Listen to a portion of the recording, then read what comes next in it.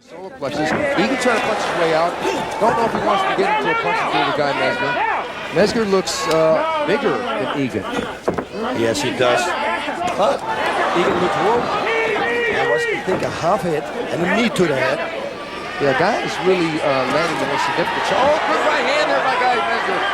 That really Egan's dropping his hands now.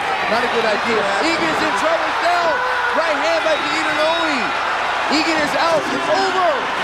Guy Mezger has knocked out.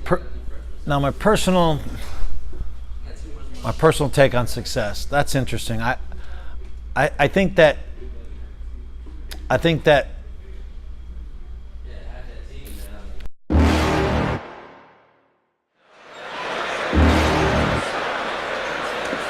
you're never gonna make it, you're not good enough. There's a million other people with the same stuff. You really think you're different? Man, you must be kidding. Think you're gonna hit it, but you just don't get it. It's impossible, it's not probable, you're irresponsible. Too many obstacles, you gotta stop it, yo. You gotta take it slow, you can't be a pro. Don't waste your time no more. Who the f*** are you to tell me what to do? I don't give a if you say you disapprove. I'm gonna make my move, I'm gonna make it soon. And I'll do it cause it's what I wanna f***ing do. Cause all these opinions and all these positions, they come in millions, they blocking your vision. But no, you can't listen, that shit is all fiction. Cause you hold the power as long as you're dreaming.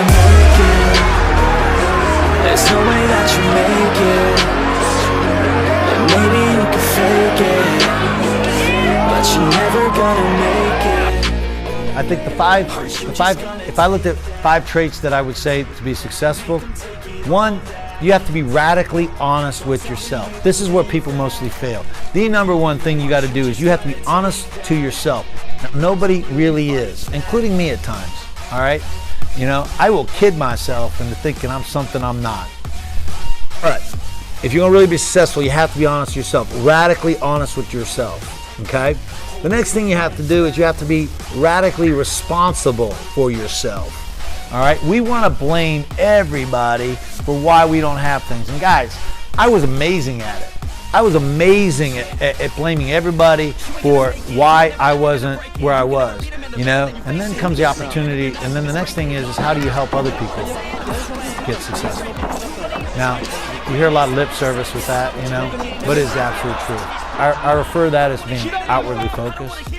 The third one, if you're outwardly focused, you will find if you focus, and this is another thing too, let's say you're not feeling good or something about things, right? And if all you do is sit there and complain about how unfair all the bullshit is in your life and all this other stuff, and I can't believe this, that's all you're gonna get. But when you sit there and you're in the middle of,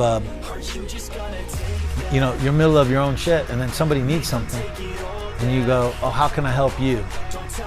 You will find that is a transformational, and I'm not exaggerating, that is a transformational experience, that suddenly your problems become less. They become manageable. They become these other things because you're focusing on something else other than that. You know, and I think that's super important. And I would say, you know, not that I get out till 5, but you know, like I said, I tell you all the time, you know, I wish I was, you know, I had a little bit more money. I wish I was better looking.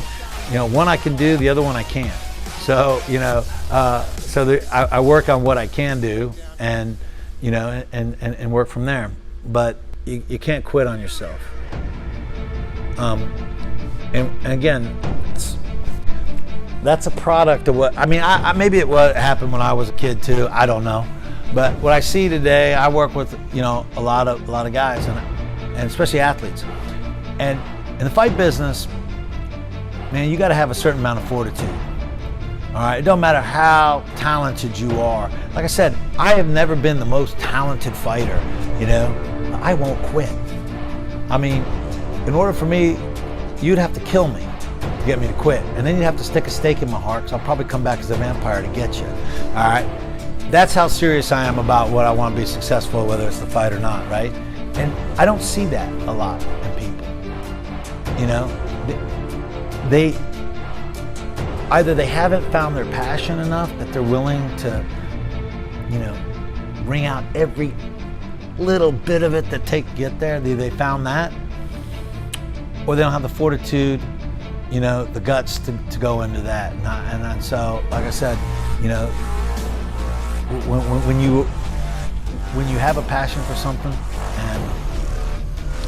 man, you got to see it through. I mean, you got to see it through. You got to have the fortitude to do it and do not quit on yourself.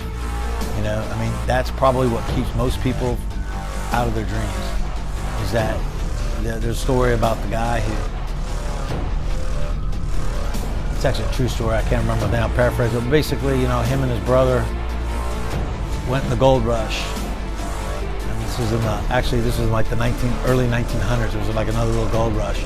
And so he went there, or it was a silver rush actually, silver. And so he's out there and he can't find silver, and he's doing the stuff, and he literally quits, sells his things, goes back broke, and the person who bought it did another 3.5 feet and found the biggest silver, you know, vein in the history of Colorado. You know, and the guy was 5 feet away from where he was going, right? Because he quit. So, you know, that's what I tell people, man. If you really believe in something, if you really want to be successful at something, man, you gotta be willing to die for it, or think you're gonna die for it. And believe me, you won't. I tell people all the time, it's like, I went through my black belt test, and as an old school black belt test, man, you fight, and you fight, and you fight, and you fight. And I had broken ribs and a broken nose, and I kept fighting. And I remember saying to myself, man, I'm gonna die out here.